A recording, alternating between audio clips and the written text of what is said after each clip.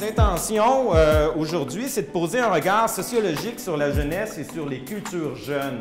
J'insiste sur le sociologique parce que il me semble important de situer le lieu d'où je prends la parole. C'est pas un regard théologique, c'est pas un regard d'intervenant, c'est pas un regard même, j'oserais dire, de croyant. C'est un regard sociologique et si j'y tiens, ce n'est pas pour me défiler de quelque chose, mais c'est pour bien situer quelle pourrait être la part de ce qu'on va voir ensemble aujourd'hui. Et c'est pour vous laisser du travail, finalement. Parce que c'est à vous, ensuite, notamment à travers les ateliers, de faire les liens, à la fois avec votre foi, avec la tradition, avec ce que vous voyez sur le terrain, à contester, à remettre en question.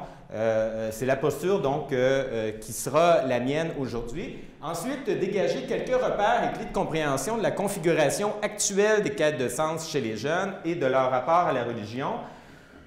En somme, plus qu'aller dans le détail, ce que je souhaiterais, c'est surligner, mettre en évidence quelques outils qui peuvent nous permettre de mieux comprendre l'univers des jeunes, mieux comprendre le religieux contemporain, et ensuite qu'on pourra faire atterrir dans les différents milieux que vous pourrez éventuellement adapter ou revoir.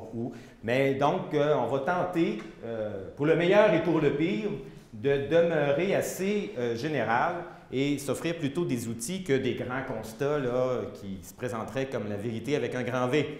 Et ensuite, par des échanges et des discussions, cerner les conditions nécessaires à un accompagnement significatif des jeunes. Bien, ça sera surtout votre travail à travers les ateliers.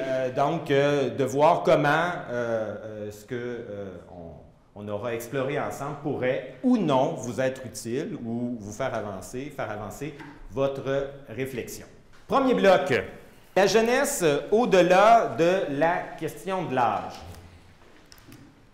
Premier temps, si on prenait 2-3 minutes rapidement pour que vous définissiez spontanément la jeunesse et les jeunes comme vous les percevez. Il ne faut pas trop réfléchir dans ce genre de truc-là.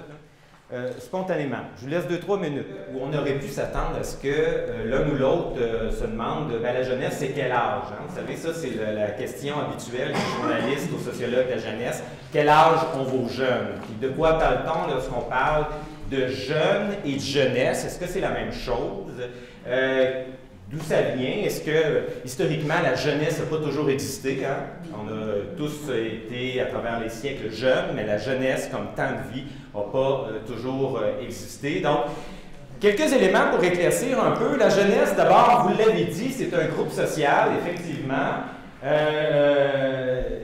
associé à ceux qui sont jeunes aujourd'hui. Donc, on peut parler de culture jeune ou d'une culture jeune. Vous en avez nommé certains traits particuliers qui distinguent.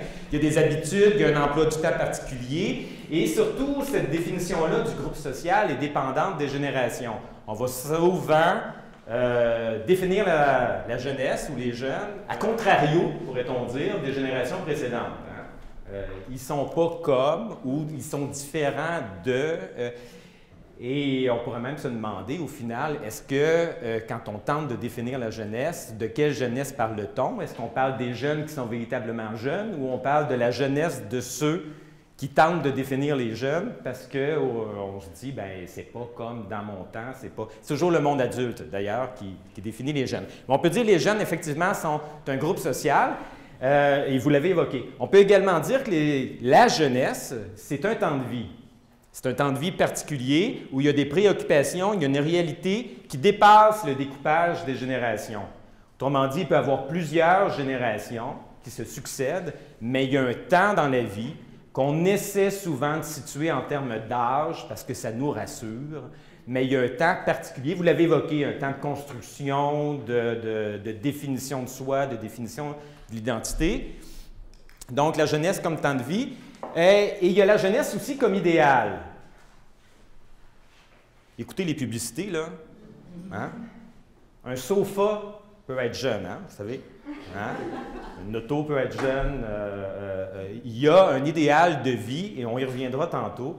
Il y a un idéal de la jeunesse, il y a, on pourrait dire, un fantasme même de la jeunesse qui a assez peu à voir avec l'âge et qui, dans bien des cas, a assez peu à voir avec ceux qui sont effectivement jeunes aujourd'hui. On projette sur la jeunesse, parce que c'est une forme de négation de la mort, souvent toutes sortes de considérations. L'enjeu, et la jeunesse est aussi un fait social instable. C'est le dernier élément qu'on pourrait souligner, parce que les jeunes changent, parce que les générations succèdent, parce que les conditions sociales changent. Et donc, saisir la jeunesse dans les années 60, saisir la jeunesse en 2015, ce n'est pas les mêmes conditions. C'est un fait social instable parce qu'elle change, elle évolue dans le temps et parce que, théoriquement, à tout le moins, on n'est pas jeune toujours. Hein? On finit par en sortir de cette chose-là, on finit par s'en libérer. Quoique, puis là on va y revenir, mais la jeunesse s'allonge de plus en plus. On pourrait se demander si c'est même possible d'en sortir. Et j'ai un ami qui me disait que ce qu'il y a de fort intéressant, notamment dans l'Église catholique, c'est qu'on est jeune très, très longtemps. Hein? Parce que tout ça est dans un rapport entre les différentes classes d'âge qui permettent de définir la jeunesse. Là-dessus, donc, sur ces différents aspects-là de la jeunesse, ce qui me semble important, c'est de maintenir en tension ces réalités-là. Et quand on s'adresse aux jeunes, quand on s'intéresse aux jeunes, de se demander est-ce qu'on s'intéresse à un groupe social particulier? Est-ce qu'on s'intéresse à un temps de vie particulier? Est-ce qu'on s'intéresse ou est-ce qu'on porte une espèce d'idéal et on projette sur la jeunesse qu'on voudrait bien qu'elle soit? Considérer aussi qu'on est toujours face à un fait social relativement instable et qui est appelé à changer. Donc, il n'y a pas de définition parfaite. De toute façon, il n'y a jamais des définitions parfaites. Ce qu'on a besoin, c'est des définitions opératoires pour ce qu'on a à faire, mais simplement être conscient qu'il y a différentes jeunesses et qu'il y a des distinctions à faire entre les jeunes et la jeunesse vécue, telle qu'ils la vivent réellement, et collectivement ce qu'on dit de la jeunesse. Et ça, un exercice facile, c'est d'ouvrir un journal et de s'intéresser à des articles qui parlent des jeunes, et on pourrait se demander à chaque fois, de quoi parle-t-on vraiment? Est-ce qu'on parle vraiment des jeunes qui le vivent, ou est-ce qu'on parle de la jeunesse comme idéal?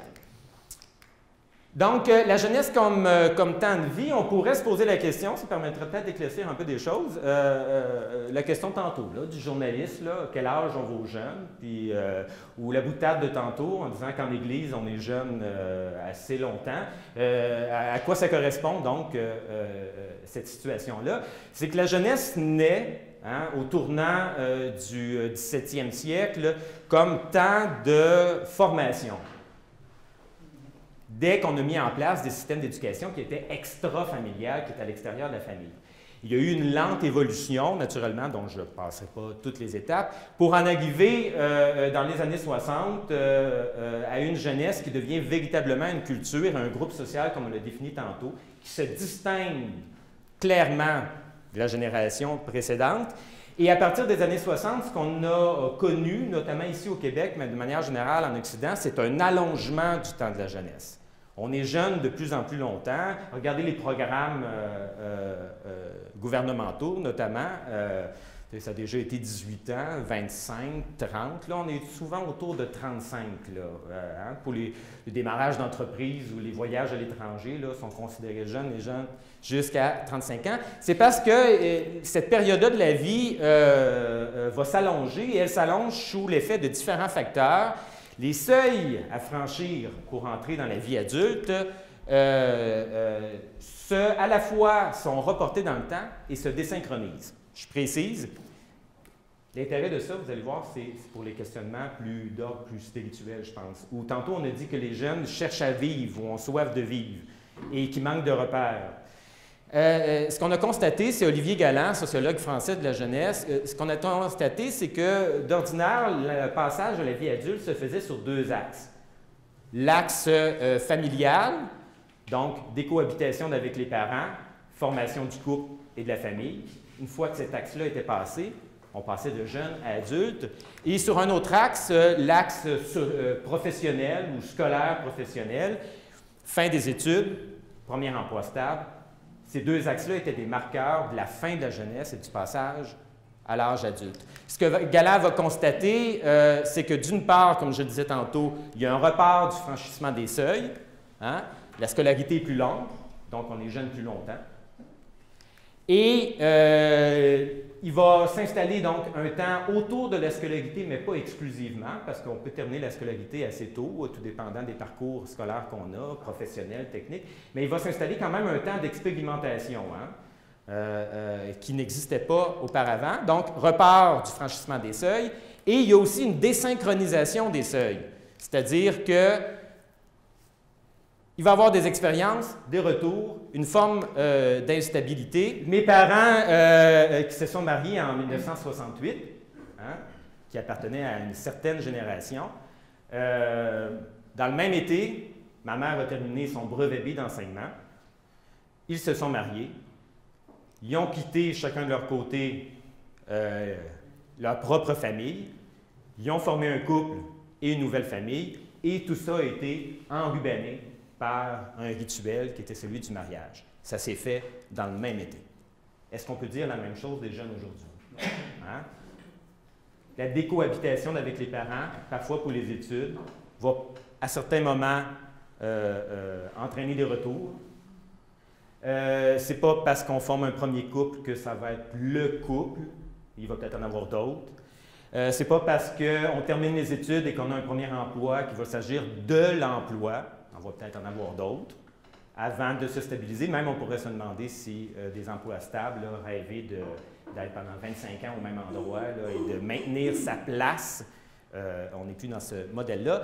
Et donc, ça va créer un temps de vie particulier qu'on va désormais appeler la jeunesse et qui va correspondre davantage, comme vous l'avez souligné, à des questionnements, formation d'identité, plutôt qu'à une définition démographique fixe. Être jeune, c'est avoir entre tel âge et tel âge.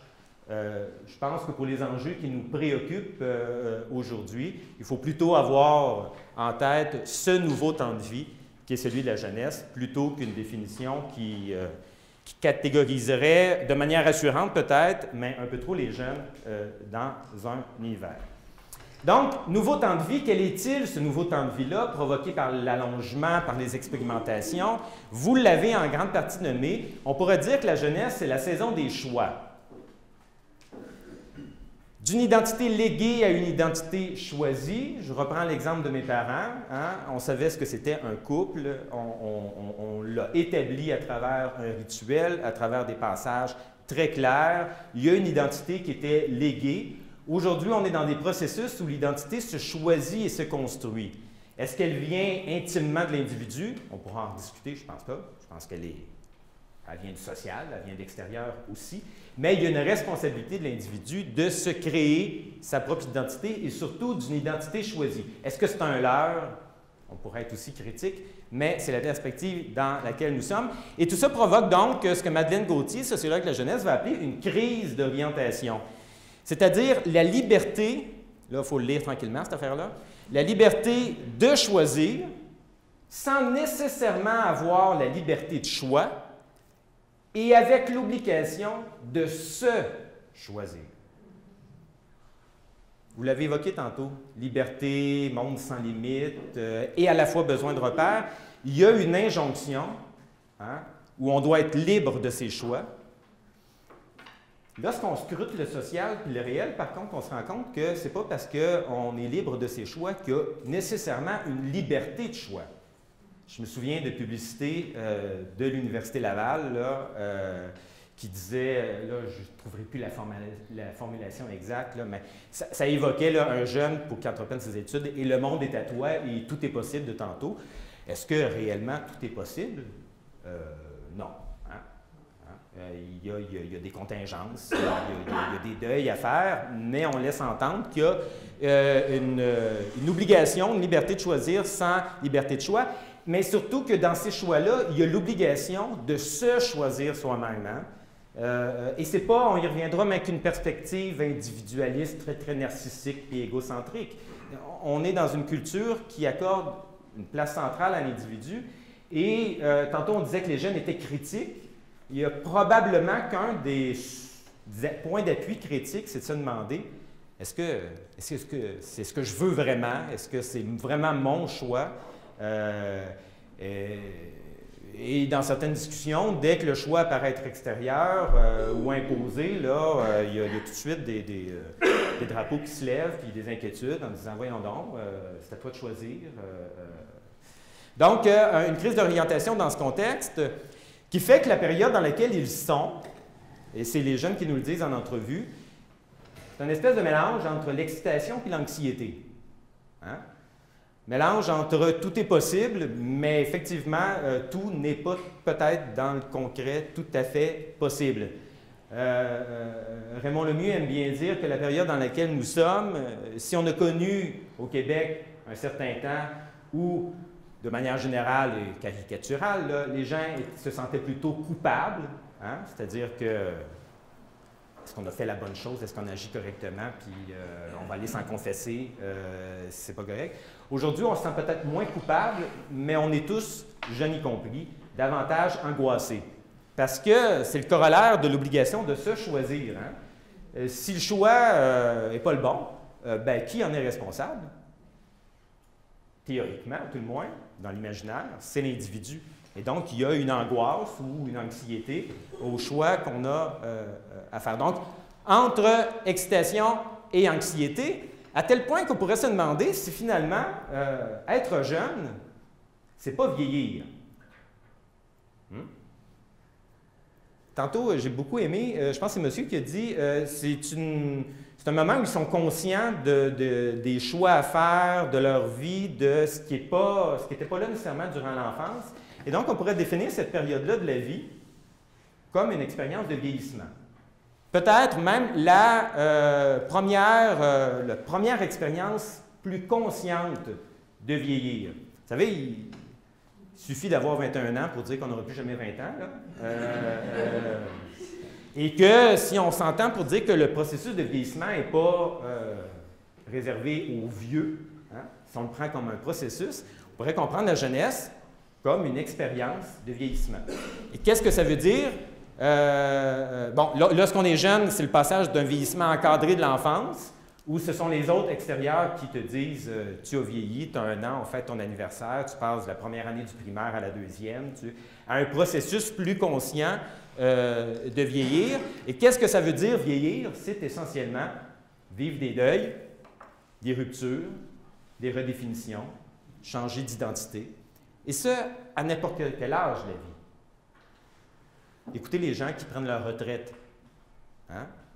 Ils sont obligés de vivre des deuils, des ruptures et une redéfinition. Redéfinir son identité, une nouvelle identité. Et à ce titre-là, finalement, être jeune, comme temps de vie, est peut-être pas si différent que ça que les autres âges de la vie. Là, vous me voyez venir avec mes gros sabots, probablement. C'est peut-être ce sur quoi je voudrais insister tout au long de la journée aujourd'hui.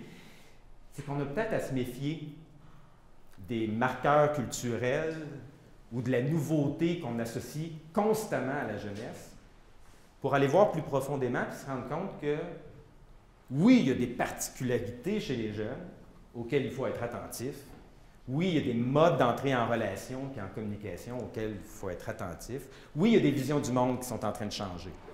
Mais fondamentalement, on a peut-être davantage à faire à une génération d'héritiers, peut-être pas sur le plan religieux, mais sur le plan social, qui s'inscrit quand même dans une continuité. Et si on est plus attentif aux continuités entre les différents âges de la vie qu'aux ruptures, on va peut-être trouver des solidarités avec les jeunes qu'on n'imaginait pas ou qu'on n'imagine pas d'emblée.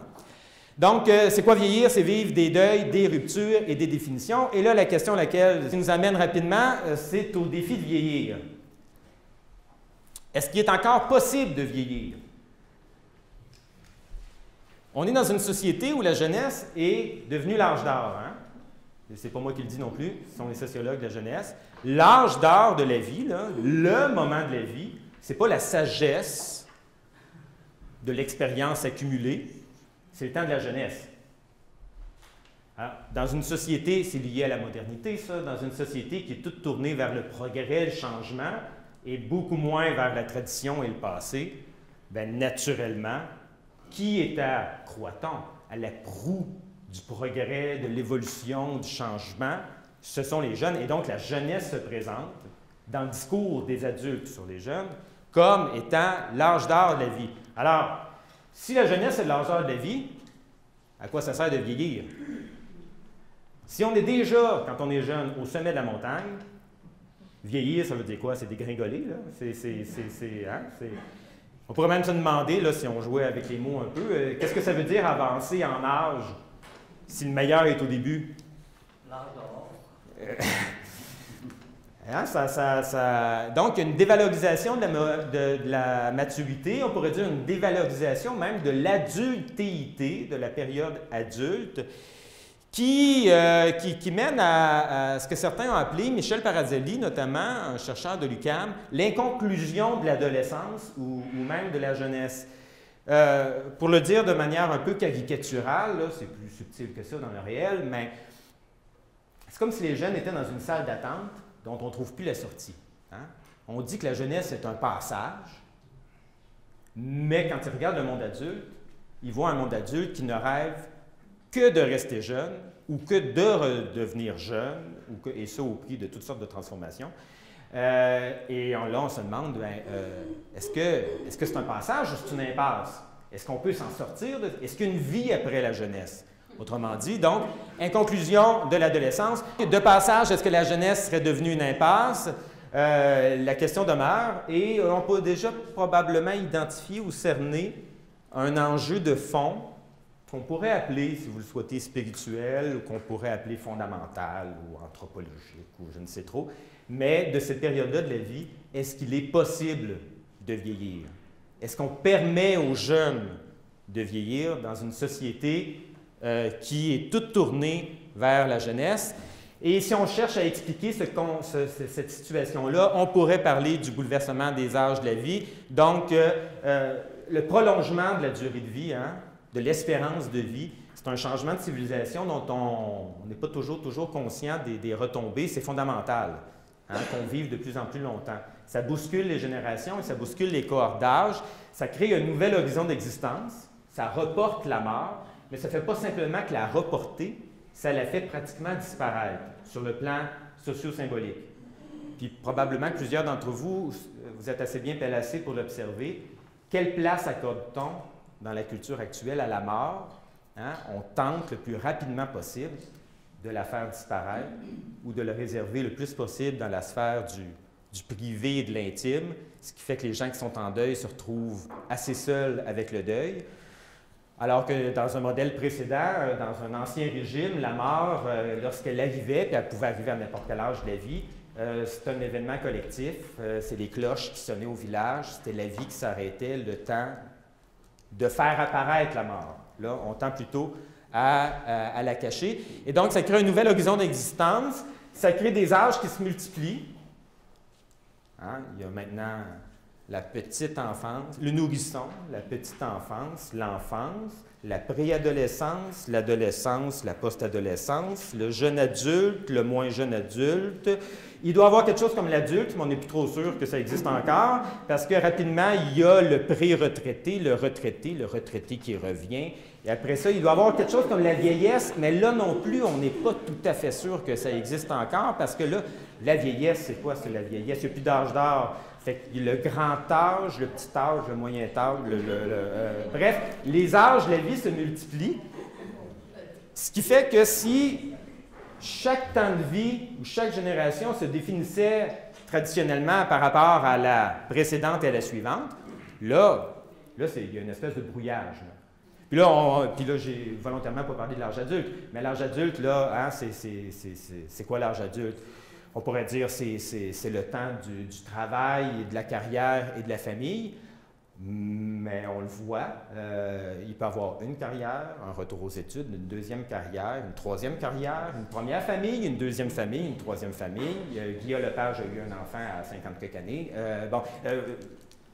Les âges se multiplient, ce qui brouille un peu les repères et surtout ce qui remet en question les rôles. Qu'est-ce qu'être jeune? D'une part, oui. Mais le qu'est-ce qu'être jeune, c'est tributaire de... C'est quoi être adulte?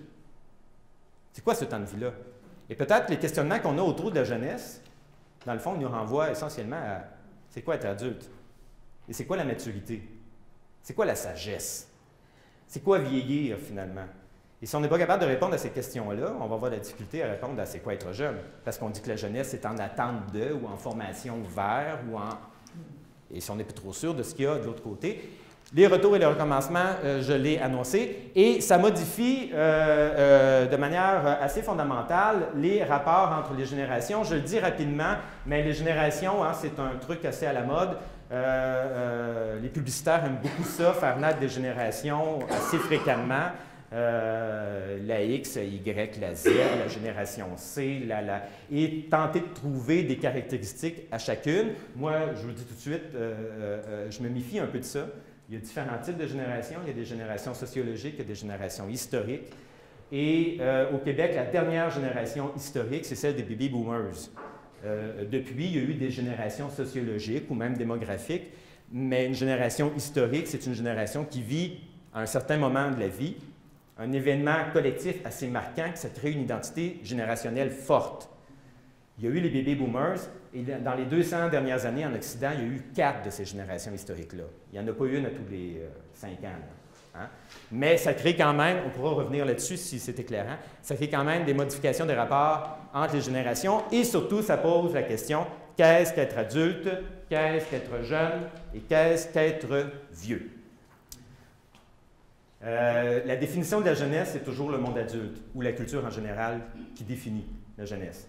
Hein? C'est l'État qui dit tel programme s'adresse aux jeunes entre tel âge et tel âge. C'est la culture qui projette une certaine image. Et c'est tantôt, quand je disais de maintenir en tension différents éléments, c'est l'idéal de jeunesse qui finit par s'imposer à un groupe qui, lui, est effectivement jeune aujourd'hui. Et il y a un écart, et ça, on le voit, moi je l'ai vu dans les entrevues que j'ai faites, entre la jeunesse vécue et l'idéal que porte la société. Et demander aux jeunes si être jeune, c'est l'âge d'or de la vie, ils vont vous répondre non. Hein? C'est pas tout rose, là. Hein? Et c'est pas insouciant, c'est certainement pas insouciant. C'est des grands questionnements, mais c'est la société qui projette effectivement sur eux cet idéal-là. D'où vient-il? Il vient, comme je l'évoquais tantôt, d'une modernité qui est toute tournée vers le progrès et vers l'avenir, plutôt qu'une société de tradition qui valorise la sagesse et l'expérience. Donc, quand on est dans un mode de progrès avec un grand P, qu'est-ce qui a de la valeur? C'est ce qui est le plus avancé ou le plus frais ou le plus nouveau, c'est l'attrait de la nouveauté. Et donc, collectivement, c'est Marcel Gauchet qui disait ça, on est dans des sociétés de l'impératif du changement, alors que les sociétés traditionnelles, religieuses, étaient dans des impératifs de continuité et de tradition. Et donc, ça valorise qu'est-ce qui est, croit-on, à la proue du changement, c'est ceux qui sont les plus jeunes. C'est clairement une projection de la société. Et ça explique aussi, tantôt, quand je disais, est-ce que la jeunesse n'est pas en train de devenir une impasse pour les jeunes qui la vivent? Ça explique là, cette salle d'attente sans issue, là, parce que ce n'est pas leur réalité. Je ne suis pas en train de dire que leur réalité est épouvantable puis que c'est noir et que... Non, mais c'est certainement pas aussi rose que nous faire croire les annonces de mascara ou de crème anti-rides, là. C'est pas la panacée, là. C'est clairement une projection du monde adulte. Modernité, si j'avais à chercher des causes, j'associerais aussi à la disparition de la mort. Parce que la jeunesse, c'est la mort niée. Et quand on regarde les jeunes, qu'on veut faire jeunes, qu'on veut être proche des jeunes, qu'on veut être comme les jeunes, qu'on veut être... C'est sa propre mort qu'on tend à repousser, à la fois individuellement, mais aussi collectivement. Hein? C'est des phénomènes sociaux, là, Et on a joué depuis des siècles avec les frontières de la mort. La réanimation, là, le développement de la médecine, c'est repousser la mort. La mort est passée de l'extrême expérience de perte de contrôle, hein, parce qu'elle arrivait, elle tombait, c'était la grande faucheuse, était représentée même symboliquement, elle faisait partie de la vie, elle est passée à un échec. Aujourd'hui, parce que le monde médical s'est saisi de la mort, aujourd'hui, mourir, c'est un échec. Ça veut dire que la science n'a pas réussi. Je caricature, hein, vous comprenez que je vais dans les extrêmes, là, mais la science n'a pas réussi à faire vivre. Et donc, si la mort est un échec, qu'est-ce qu'on fait des échecs?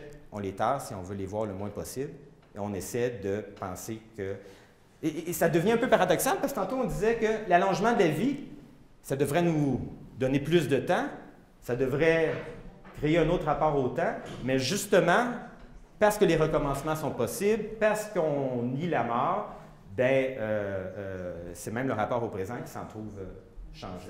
Là où je ne ferais pas la distinction, moi, dans ma perspective, c'est entre ce qui relève de l'imaginaire comme au sens d'une espèce de fantasme qui n'existe pas pour le vrai, puis du réel. On est tous dans une représentation, même quand on est dans le réel, un peu imaginaire, et un imaginaire au sens positif du terme. Quand on dit chercher des repères, c'est ça, c'est chercher des modèles qui peuvent être vrais dans la vie, mais qui demeurent dans le rôle qu'ils ont dans la vie comme imaginaires, c'est-à-dire qui nous poussent vers l'avant. Je ne ferai pas cette distinction-là entre le réel et l'imaginaire, mais clairement, il y a effectivement dans la culture ambiante, ce n'est pas nouveau, des modèles qui sont à la fois production de la culture et de la société, mais aussi manipulés par la culture et la société. Et là, on pourra aller jeter un coup d'œil du côté de la société de consommation, puis de voir comment le marché manipule aussi ces modèles-là et manipule l'imaginaire. Oui, la tyrannie du bonheur qui est là pour tout le monde, mais qui est là peut-être davantage chez les jeunes, parce que si on pense la jeunesse comme un temps un peu d'insouciance, sans trop de préoccupation, ils ont beaucoup de temps libre, ils sont là pour se construire. Alors que c'est faux dans le réel. Alors que...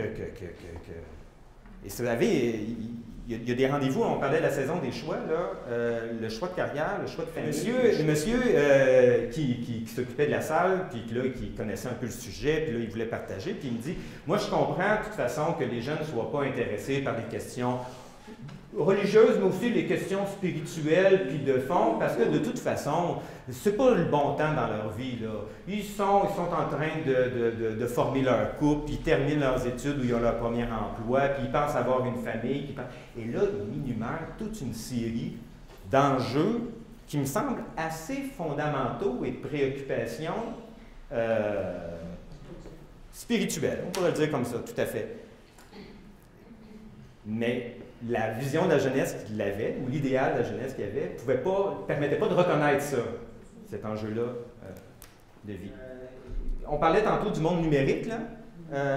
Les jeunes, très tôt, ont une identité numérique et ils deviennent un citoyen du numérique qui doivent faire des choix et qui doivent contrôler ou pas toujours conscient, c'est pour ça qu'on voit des dérapages, cet univers-là du numérique. Fait que, oui, plus tu es jeune, plus tu es probablement proche de l'enfance, là, mais vous voyez mon hésitation à vouloir trancher sur un âge précis, parce que ça peut évoluer selon les contextes, ça évolue selon les parcours, ça évolue selon la culture familiale, les milieux, on pourrait parler des classes d'âge, on pourrait parler de la région et de la ville aussi qui n'offrent pas les mêmes contextes de développement. C'est pas vrai que la jeunesse est une période où même qu'on vit dans une société où on n'a pas de choix à faire, où il y a on y reviendra tantôt, mais une pression normative, il y a des injonctions à choisir. Là, c'est plus le même choix, en tout cas, c'est peut-être pas le même critère, c'est ce qu'on nous fait croire à tout le moins, c'est le développement personnel, c'est le bonheur pour soi. Si on lui demandait à cette jeune fille-là, pourquoi tu veux te marier, elle ne répondrait pas au nom de la religion, de la nation, ou de je sais pas quoi, elle répondrait au nom de son épanouissement, sans trop toujours consciemment savoir. Là. Mais ça veut dire que même si les critères sont tout à fait les mêmes, l'obligation demeure toujours là, puis elle arrive à un âge tôt. Si ce n'est que l'obligation d'être, comme on le soulignait, dans une jeunesse qui serait supposée être tout rose. C'est aussi une obligation, ce n'est pas les jeunes qui choisissent. Un sociologue qui définit la jeunesse, je pourrais m'inclure là-dedans, parle peut-être autant de sa propre jeunesse que de la jeunesse. C'est pour ça qu'il faut aller voir sur le terrain. Puis vous êtes bien placés, vous en rencontrez, vous êtes avec eux, et être à leur écoute. Et être à l'écoute, bien, ça demande peut-être de faire sauter quelques idéaux ou projections qu'on a tendance à faire pour vraiment saisir ce qu'il en est. Si un jeune de 20 ans, là, vous disait, là, je trouve ça difficile, je viens d'avoir 20 ans, puis je trouve ça difficile de vieillir. Quelle serait, je l'ai déjà testé, quelle serait la réaction de tout le monde? Ben voyons donc, 20 ans, tu vas voir quand tu... Pourtant, il est en train de dire quelque chose. Tu as toutes les possibilités. Profites-en, ouais, tu as la santé, tu peux tout faire, tu peux... Non, il y a je ne vais pas rentrer dans le témoignage, mais moi, je me souviens à 20 ans, la prise de conscience que tu as des souvenirs très clairs qui datent de 20 ans. Ça te renvoie à t'inscrire dans un parcours, et dans un parcours dans un rapport au temps qui est autre. Et ça peut être un enjeu.